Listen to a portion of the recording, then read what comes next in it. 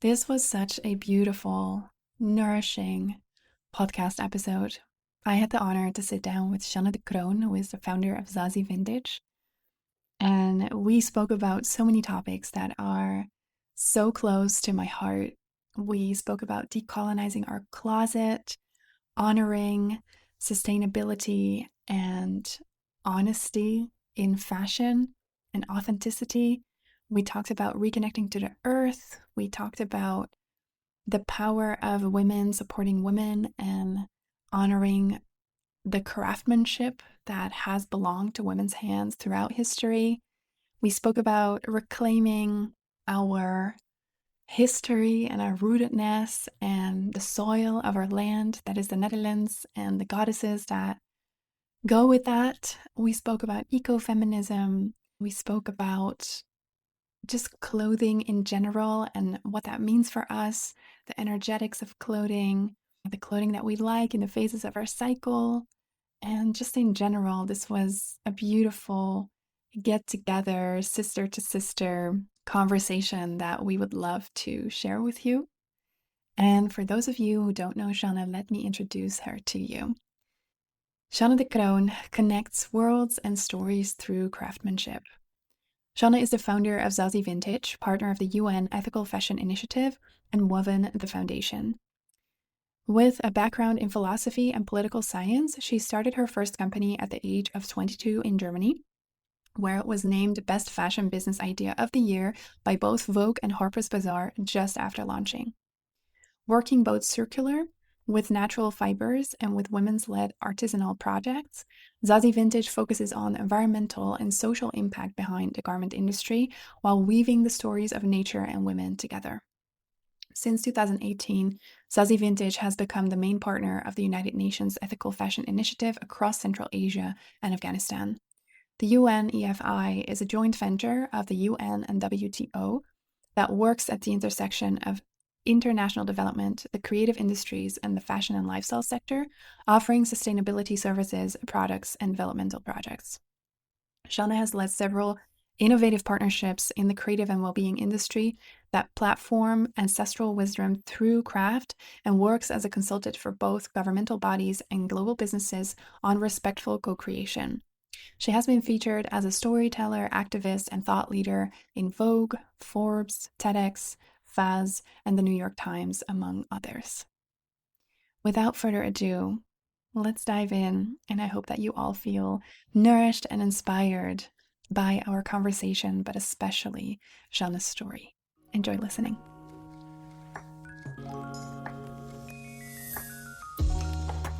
You're listening to the podcast of Iris Josephina. If you're passionate about exploring the menstrual cycle, cyclical living, body wisdom, personal growth, spirituality, and running a business in alignment with your natural cycles, you're in the right place. I'm Iris. I'm an entrepreneur, functional hormone specialist, trainer, and coach, and I am on a mission to share insights, fun facts, and inspiration I discover along the way as I run my business and walk my own path on Earth. Here, you'll hear my personal stories, guest interviews, and vulnerable shares from clients and students.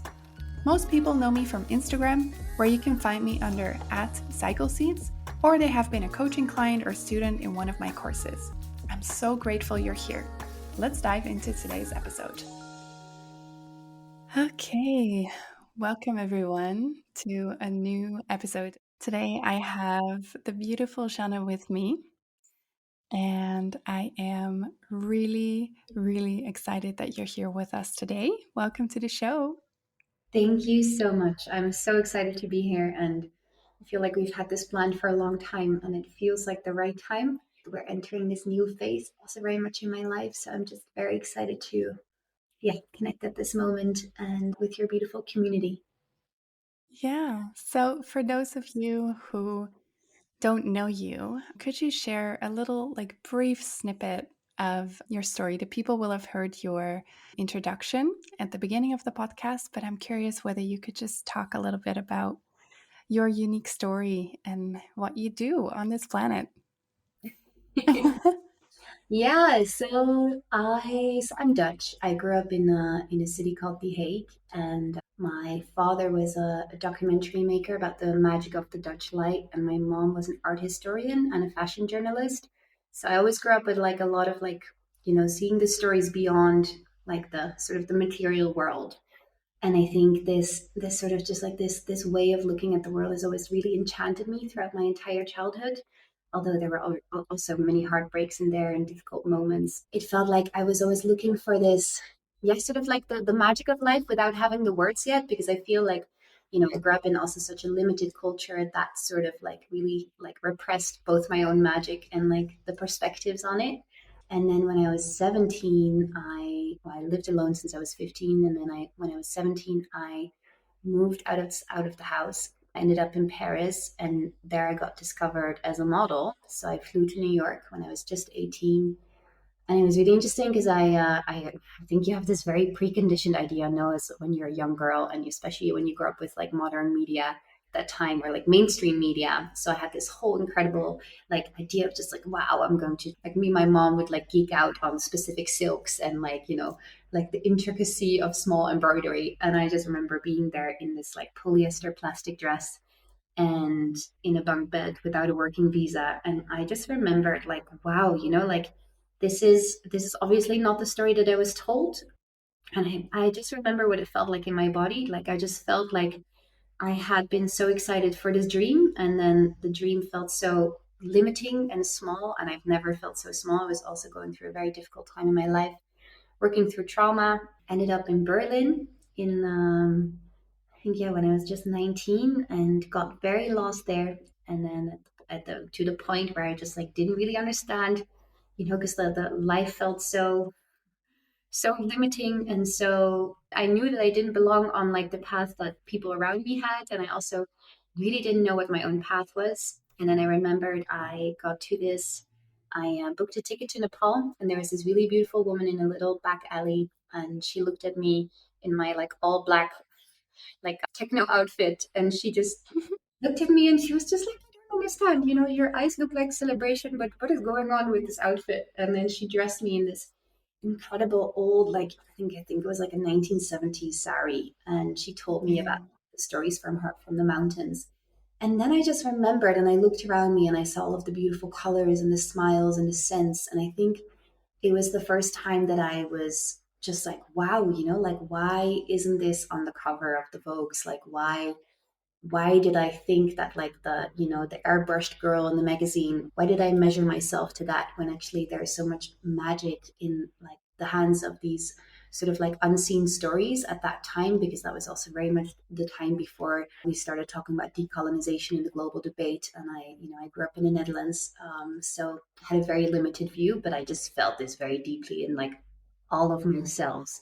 Hmm. So I think in that's always been the red thread of my life. I come from a weaving family myself. Like my last name is a part of a 17th century weaving machine from the north of the Netherlands. So I this is I think what has pulled me across the world, from the smallest villages in the Amazon to the highest mountains of Tajikistan. I think I have been enchanted myself and inspired and awakened and activated by the stories of women in what we so often you sort of like disregard. It's like, oh, some cute little like craft project. But I actually just felt like, I don't know, it felt like that there was this sort of cosmic thing that was calling through these tiny stitches and like the songs that the women would sing. But I was also a student, so just like I was like feeling all the feelings, but also just like, where do you start with when you're a student and you're trying to fit yourself into this, into the narratives that you're told, and also like are trying to liberate yourself from it.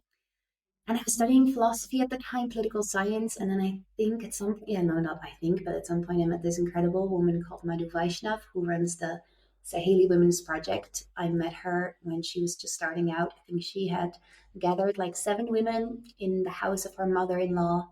She had like a super small starting budget of $100. And I just remembered like we were introduced during one of my travels, and I said with her in the car, and she's just like, Jan, I really, if we want to work together, you have to become a fashion designer.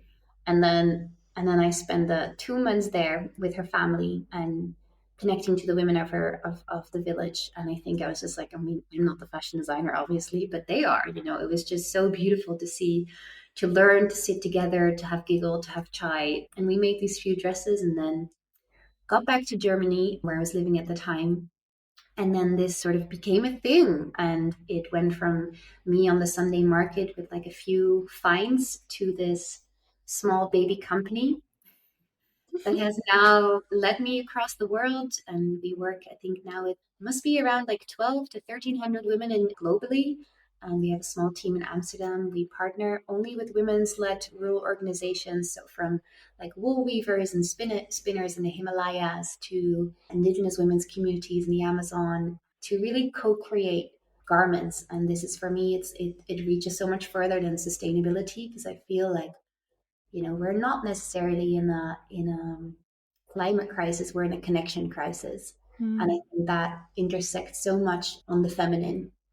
And I think it's, yeah, that's has become my main intentionality of life, to rediscover like what happens when women come together and create and try to create these little ecosystems that can hopefully mimic what is needed globally for us as a humankind to come back to creation that is in harmony with nature, with community, and based on reciprocity.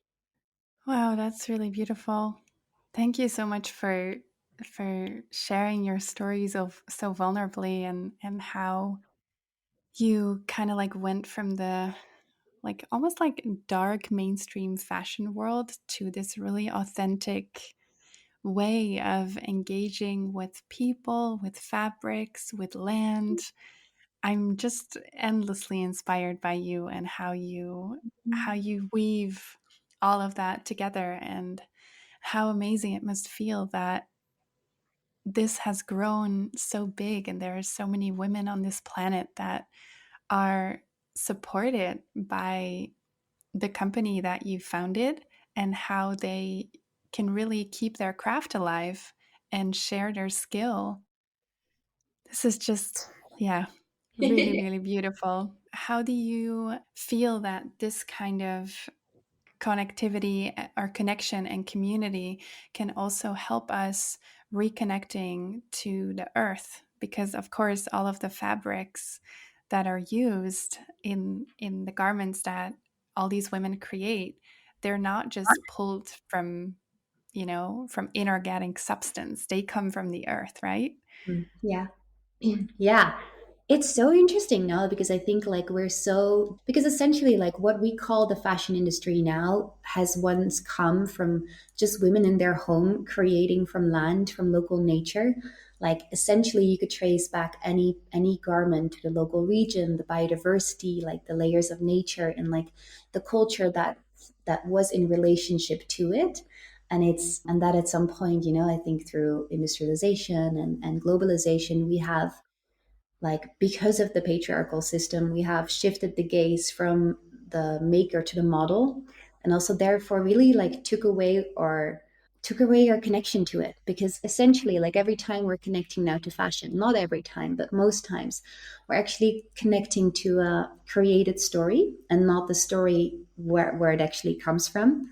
So, you know, just like in small things, like of course when you see a dress, I don't know, on Instagram or social media or like in a magazine, like it's very rare that you actually see the story of the clothing. It's always like, you know, it's a creation from a designer from the global north and it's made somewhere from, let's say, you know, like polyester all comes from petroleum, so from oil. So it's like pulled extractively from the ground in places where, yeah, mostly indigenous communities live and the most vulnerable, and it's sort of just like masked in this very glamorous way.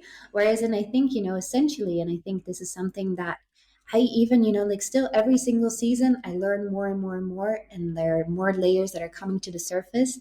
So for me, like starting Zazi, because I didn't really have any pressure when I started it, and I think even now, like I still don't have investors, so it is for me like every single, I don't know, I would, yeah, almost like season that we do, it feels like I am reminded of the cyclical nature of Earth. Because when you actually work in harmony with Earth, like we work with this incredible women's organization, for example, in the Himalayas, and they work with over 250 pastoral families and shepherds. So they collect, like when the sheep sort of graze over the mountains, like during the whole season with the local shepherds, they collect the wool, they wash it in the Himalayan spring waters, and then they look at the local nature and at the seasons that are there. And they, like, from, let's say, the plants or the earth or the little walnuts that come from the trees, from the organic material, they create the natural dyes. So, and then while they weave, they sing the songs of the spider goddess and their ancestral sort of spirit, or like guardians that are protecting their land, as a thank you and as like an honoring for the creation that they do. And I was just like, and then you feel like what this sort of does when you put it over your body. Like, I think this is also so interesting. Like, we've so long put ourselves aside from nature, although we are nature, and you really feel this the moment that you are starting to understand the stories of clothing, and also really have, there's this different sense when you walk in like a natural, like an old grown forest, like does something different to your nervous system. And the same thing is with when you wear something that is of organic materials and that is made in like in harmony and with community.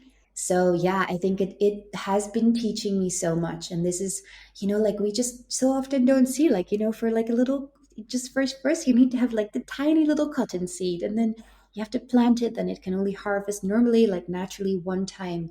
We have these unnatural cycles of like 4 times now that are depleting the land. But when you really do it, it's one time. And then you imagine the farmers, that are working with the land throughout the season, that are collecting it and harvesting it from the small little flowers, and then like weaving it and spinning it with these incredible little tools. And by the time you even have the cotton, and not even like the dyeing or the embroidering or the stitching, I think it just made me understand so much that everything that we that we have around us is a product of creation, and it tells a story of our relationship to it. So yeah, I think it really has inspired me on so many levels. And even like having my own little garden, at some point I adopted these very cute little rescue hens, and I just was just so fascinated by the first egg they made as well. So I was just like, wow, you made this in your belly, and it was such a simple thing. But I think because I understood the little chicken and her personality, and then I saw this little egg, and I was just like, wow. And now I cannot see an egg anymore without thinking of like which cute little fluffy lady made it. And I cannot see a garment anymore without thinking like, wow, like who made this? Like, what are her dreams? What are her wishes? What is her story? Like, I just imagining, mostly I just imagine like a beautiful mother, because it is mostly mothers. No, it's like the global fashion world, I think. No, the global fashion industry, it's worth $2.4 trillion. Around Mm. 80% of the people that make fashion, sell fashion, buy fashion are women. And we only own 10% of global capital within the fashion industry, and around, like, in places like India, like 8% of land used. So it is a women's industry, although the women's stories, and actually like where it has come from, both the Mother Earth and the creators behind it, are they're shadowed. Like we Mm. don't see that. And I think it's been really interesting within my own business and within my own journey, is how to create new structures that can actually honor that feminine essence of creation. Yeah. Ah, that's really beautiful. It actually made me emotional when you were sharing about the women in India honoring the land and giving thanks to the land while they're like weaving and working the clothes with their craftsmanship or craftwomanship. Yeah. Yeah, it's really beautiful how there was a story in every stitch of the fabric. And I think many people don't even think about that. And then to take it a step further, how I feel it when, for example, I have like a piece of clothing that comes from like the fast fashion Mhm. mainstream world. I Yeah. feel it in my body when when I've worn, for example, like an organic merino wool shirt or a sweater that I Mhm. know is made sustainably and ethically and with so much love and care. I literally feel that in my body. like how Yeah. my body responds to it. And I think many people are not very aware of it. But I also feel like what you said earlier is that we lost connection with that. If I remember the stories of my grandmother, they were making their own clothes. They Yes. spend time doing Yeah. that. Yeah.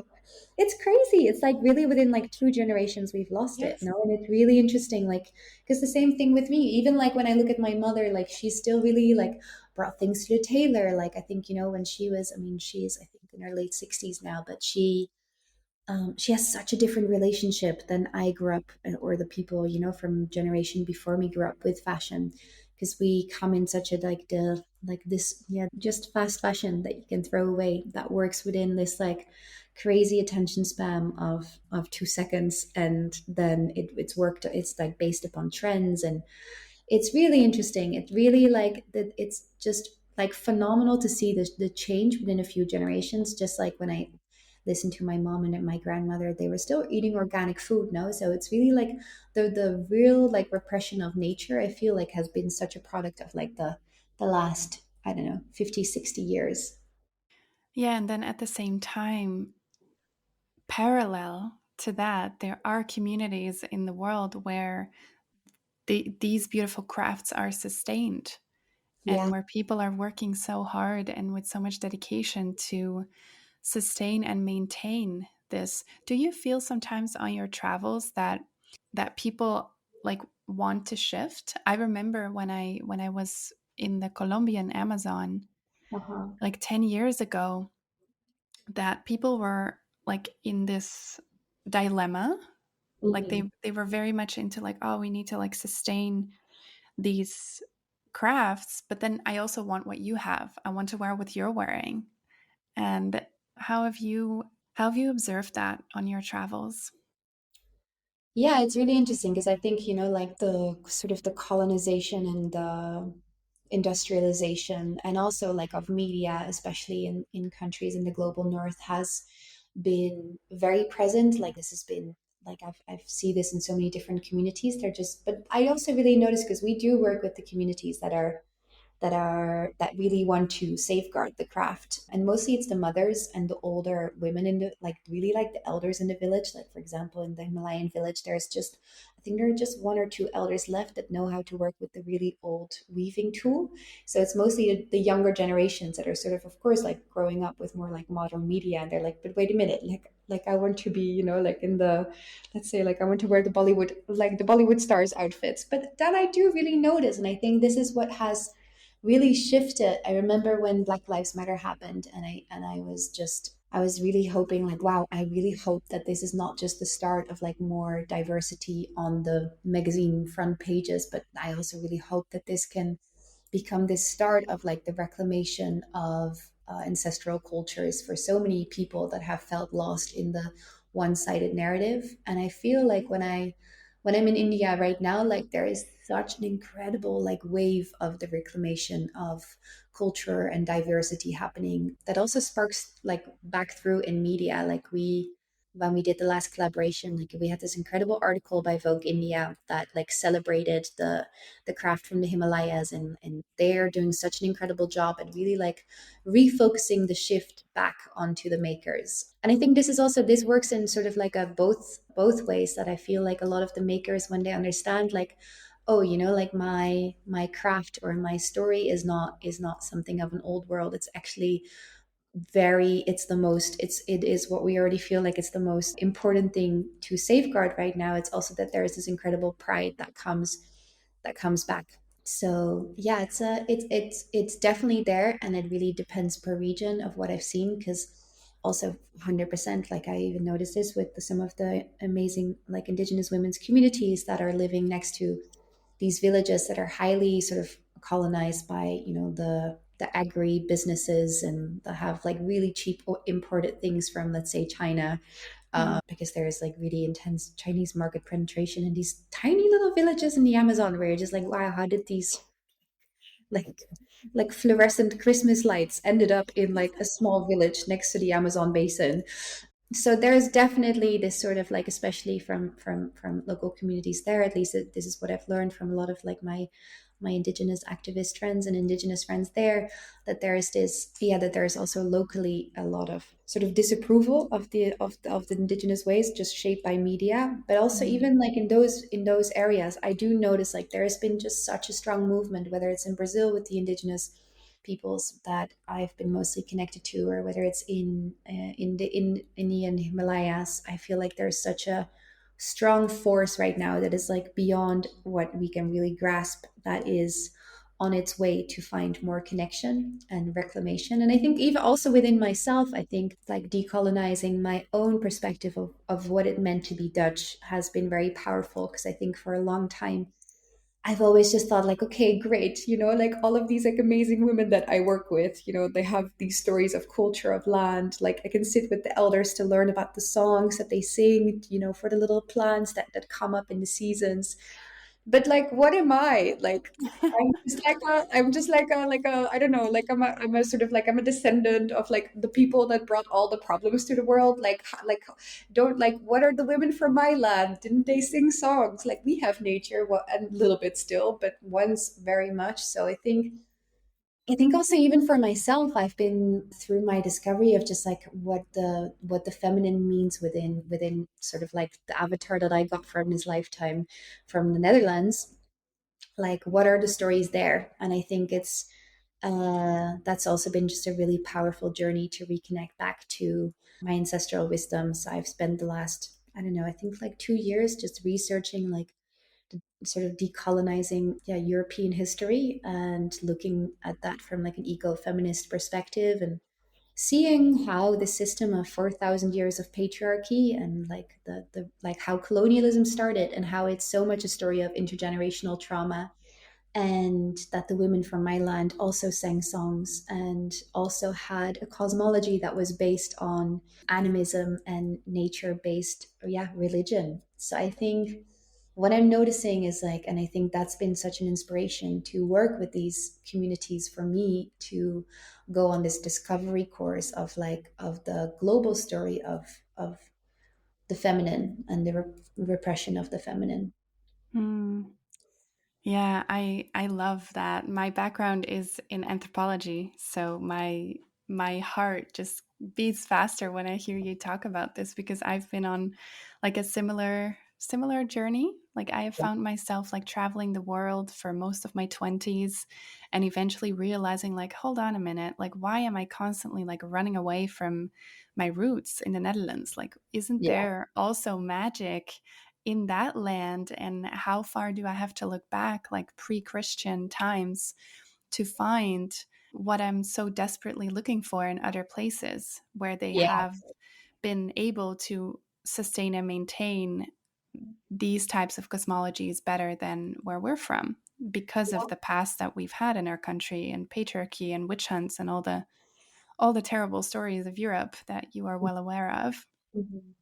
And I think there is so much healing and magic in going back to our roots, like in our own bodies, but also in the like on the earth, the land that we grew up in, where our roots lay.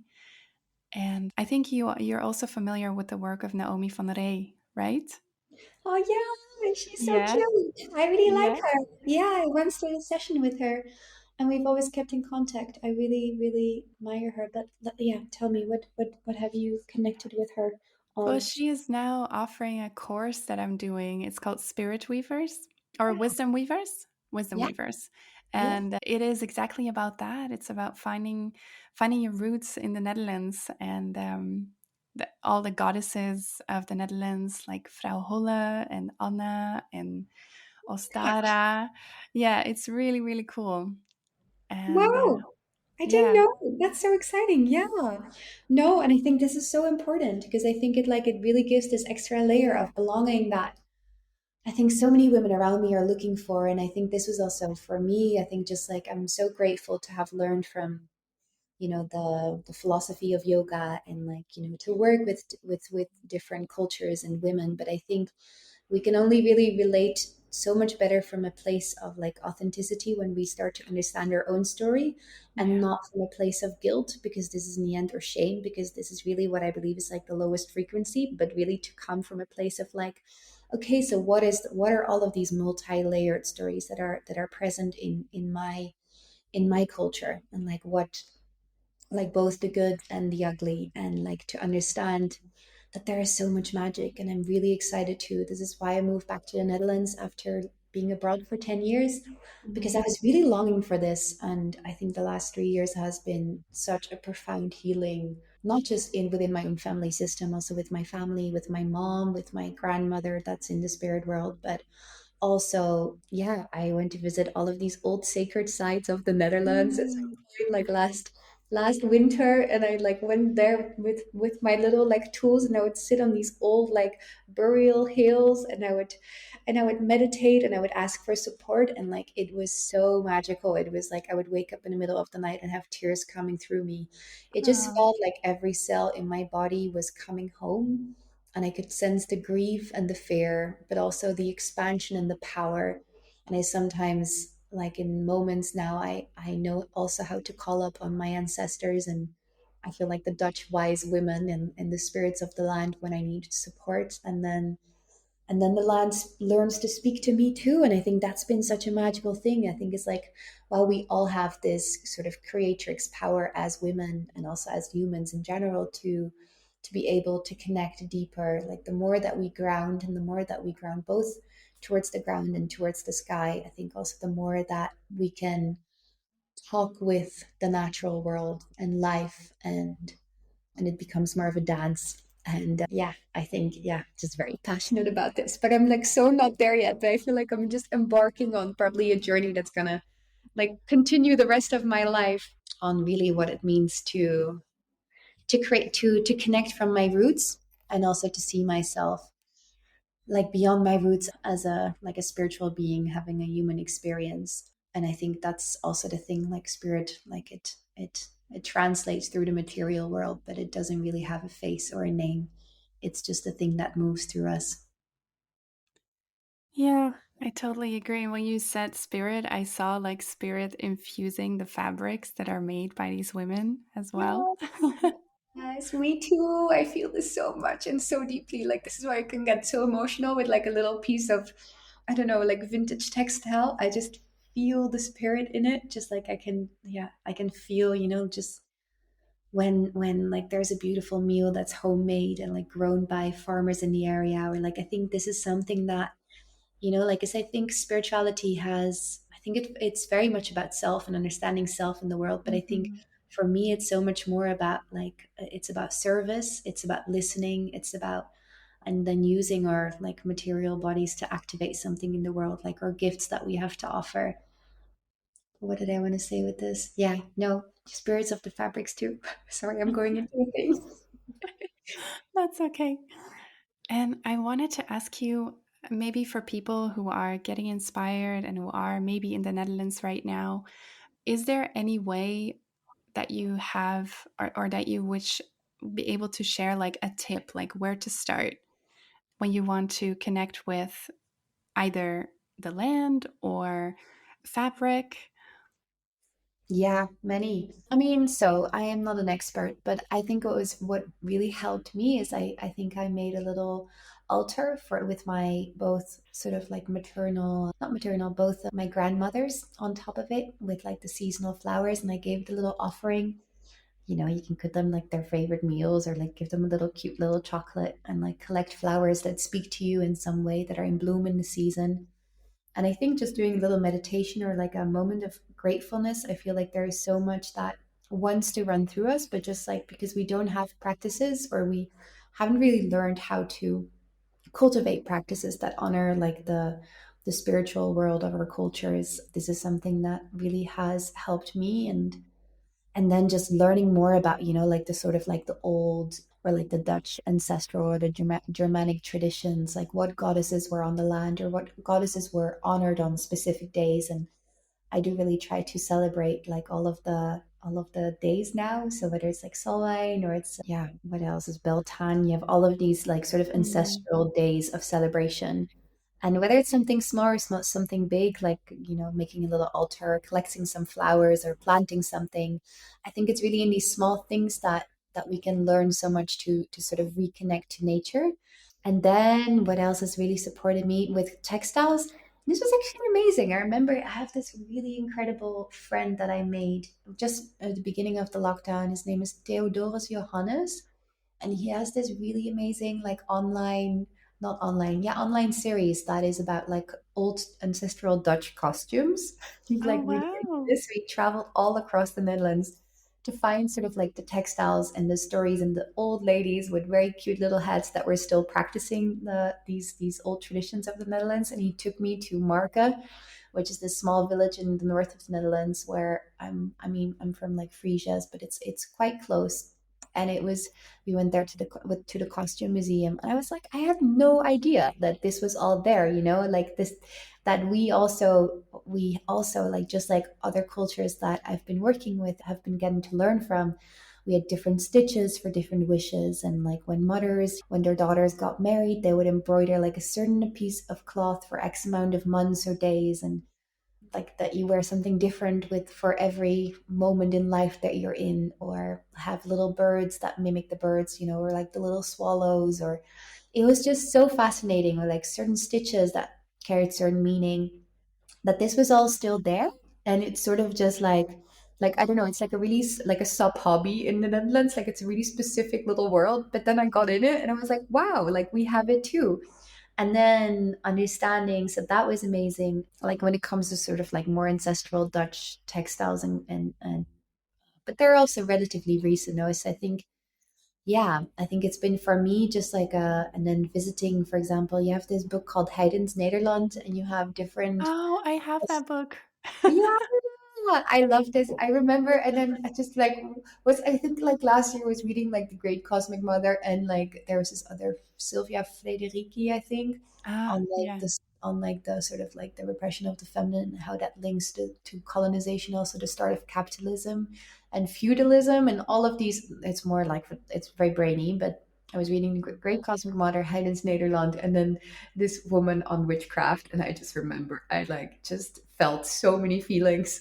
I would sit in the bathtub and just feel like, oh my god, like this feeling in my body. And even, yeah, even understanding what happened to the women from my own family. I Mm. think this is something that was, and still, like even last week I found something out that there was a yeah, that there was a great grandmother that was locked up in a mental institution, Oh my because she God. refused to do that. Probably, I don't know, because she refused to be in this old traditional village in the Netherlands. And I think I was just like got shivers all over my spine, and I was like, wow, like women were only seen as normal citizens in 1957, I think, Hmm. and we have, like, although it feels right now like we really stand here, I think, in this generation on top of so many women that have fought so hard within their beings to liberate themselves from yeah, like the past generations. So I think also understanding that, also understanding, I think for me, like connecting more to my voice, and also, like I think trauma is really stored in the womb. Not all trauma, but a lot of trauma that women storage in their womb, like, is passed down through generations. So I think also starting to really reconnect to my womb, and then reconnecting to my voice, reconnecting to my breath in a deeper way within my whole nervous system has also brought up a lot of, like, yes, like the repression of the feminine within my, or like the trauma that the feminine has stored within my sort of like maternal lineage. Hmm. So I think it's multi-layered. It's like the big story, but it's also the small story, not the like, it's the inner and the outer world. It's the Yeah. I think this is something that also, I have this amazing friend. She's a Mayan womb healer. She comes from her lineage of family. Like all of the women in her family are like Mayan healers. And she also just said, like sometimes we look so far in like across all the world for answers and other sacred medicines that are not linked to our culture. Although we can find so many answers just in stillness, reconnecting to our own bodies, our own families. And I think this is really what has, yeah, really inspired me. Like the power and the medicine of just like of inquiry within my own body, what is stored there, what stories are stored there. And yeah, that's a process that's, I think, forever unfolding. So I'm very excited. Oh, so beautiful.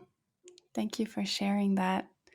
And I completely agree with you. Like sometimes the wisest thing to do is come back to the body and to the land and the nature around us.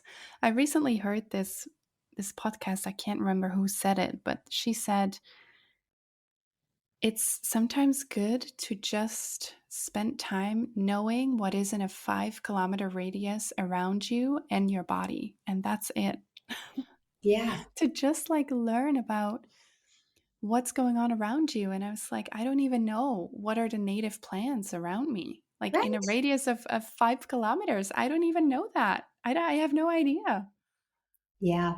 I think this is for me like what really activism is. I think it's for me like the like activism and like what like how you really can sort of, I don't know, like transform the world really starts in what's in your own body, what is storage there, like what is in your direct surroundment and how can you have an impact there. I think often we look at all of these stories I think through, like media and like internet and I don't know, like social media, like there's so much in the outside world. Although, what you say is just like, how do I like let's first start before like, like traveling across the world to learn from all of these other incredible cultures. Like let's just learn, which plant is growing in this season. Like how can I use it for healing? Like or like how Yeah. can I honor my own cycle in more deeper way? Like how can I relate to my mother or to the people around me in like a softer way?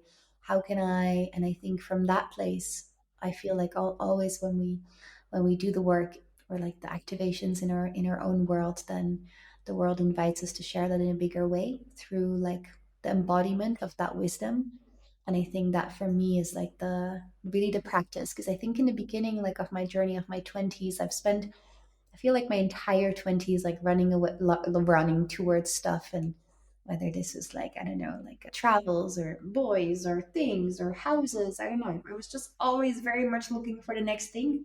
And I think I really want to have like as the practice more for my 30s is like just to really slow down deeper into my own body Mm. and my own heart and really come more from a place of the heart and embodied wisdom and not so much from like the mind. And I think that's also how we can really create like more of an impact in the world in such a more strong way than just yeah mimicking other people's stories or facts that are that is just also another story. I think the most powerful transformation is like the embodiment of or learned wisdom through experience.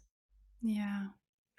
I resonate so much with everything that you're saying. And I also love that you mentioned connecting through to our own cycles, our own cyclical bodies. And to close off, I want to ask you a funny, little bit of a funny question. Yeah, I like funny questions. Yeah, tell me. I'm just very curious about your choice of clothing because I know that you love adorning yourself with Mm, all the beautiful fabrics and the jewelry, and just, I love the way that you express yourself through fabrics and clothing and garments.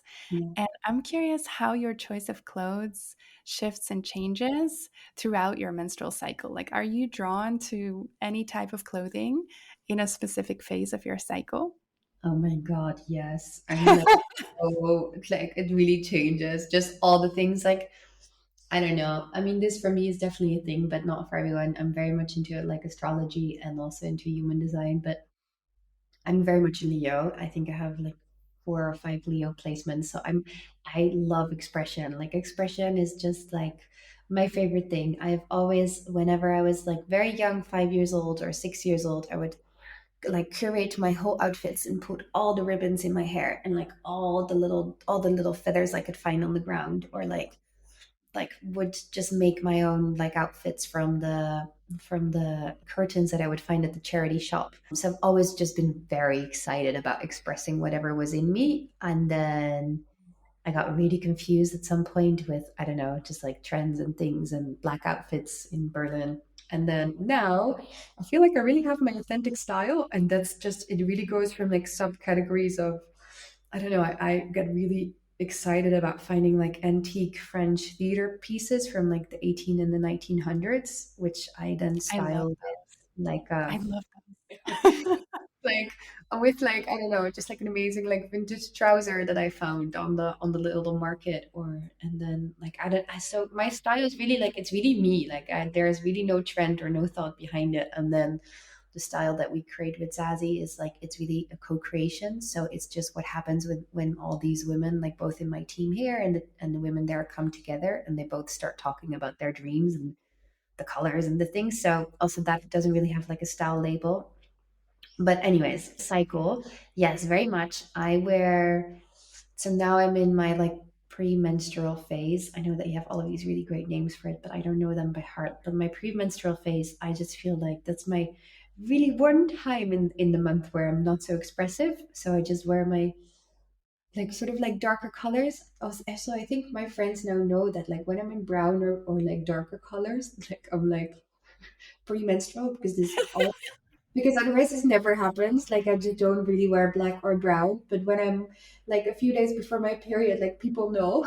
Because I'm in my like little bit invisible outfit, which for me is very rare. And then the moment that I have my moon and like all of the days afterwards, yeah, it just really goes like the moment I have my moon is actually great. It's like celebration. So then I would like to wear like reds and feel like I don't know, I feel like a little bit of like a witchy lady. So I like to wear like dresses and then underneath maybe in the winter like leggings and like little woolen socks, or in the summertime just like long flowy dresses. And then yeah, and then I think the phase after, what is it called again? You know these words. I don't know. So you have your menstrual phase and then your Yeah, follicular phase, which is more like your inner spring, phase. and then Yes. your ovulation, and then it's summer, and then your premenstrual is like luteal and autumn. Ludio and autumn, yeah. So I know just like the follicular phase. I'm then like the cute little belly tops come out and like the low waist jeans, and then I feel very cute and I'm in more colors again. And then I think yeah, the ovulation phase is the same. I feel like there are a good like 2.5 weeks of the month that I just feel like every morning I just want to just feel like a very sensual version of myself. I'm also going now through a little bit of like my own sensual and sexual liberation because I feel like I've spent my entire also like 20s like dressing myself down because I was so afraid to be Mm. viewed as sensual or sexual. So I always would just like have a really cute smile and like have a long dress on and be like, don't worry, I'm not intimidating or I'm not asking for anything. And I think now I'm just like, no, like I want to wear the short skirt. I'm even considering like a little belly piercing, and I'm going through my whole little new revolution of just embracing. Not that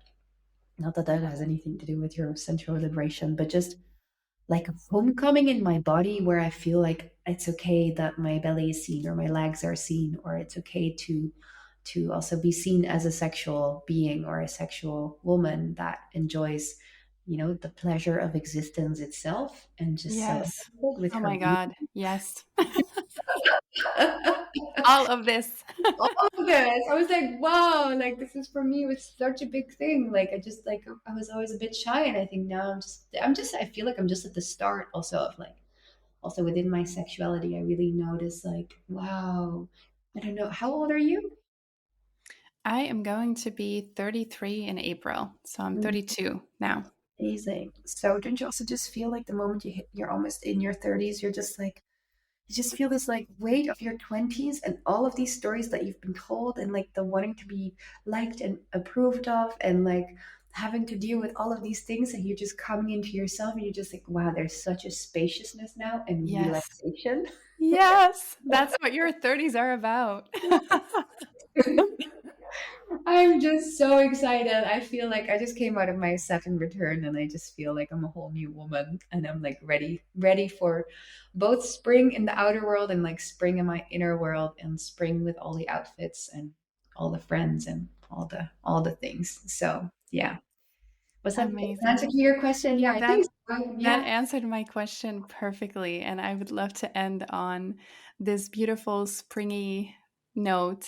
And I hope that everybody who listened to this is extremely inspired to go and find beautiful garments and beautiful clothes, and is also inspired to go back to their roots and their land and take a deep dive into their own bodies and pleasure and sensuality and all the things.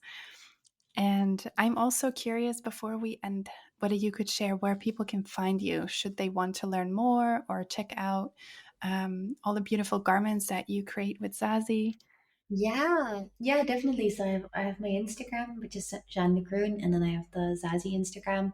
And I think for me, the most important thing is that it just inspires people, like whether it's not your style or it's not your budget. But I think ultimately, like why I started it, is just for people to feel inspired to wear something that is made with love. And you can really find this on every budget and every style. So also when you're into like white linens, you have incredible women's owned organizations that make really beautiful, more minimal white linen outfits or like, simple things or like, thrift shopping or creating or mending. And I think this is really something that's been so inherent to women across the world. Like Mm. it is something that is in our being to weave worlds together, to weave communities and really bring life and creation into this world.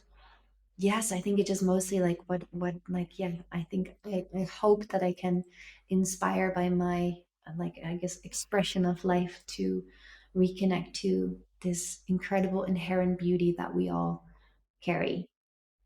Mm. To me, you're definitely an inspiration in that exact way. So I can Thank confirm. Yay! Thank you so much for coming on and making the time to share your story with us. It's been a pleasure to talk to you. Thank you so much, beautiful Iris, and I'm really excited to connect more with your community soon. Okay, this wraps up today's episode. Thank you so much for listening. Want to know more about me? The best way to reach me is via @CycleSeeds on Instagram. And if you heard something today and you think, oh my God, wow, I learned something new, feel free to share the podcast on your social media and tag me. Or leave a review or rating. In this way, you help me reach more people like you. Thank you so much.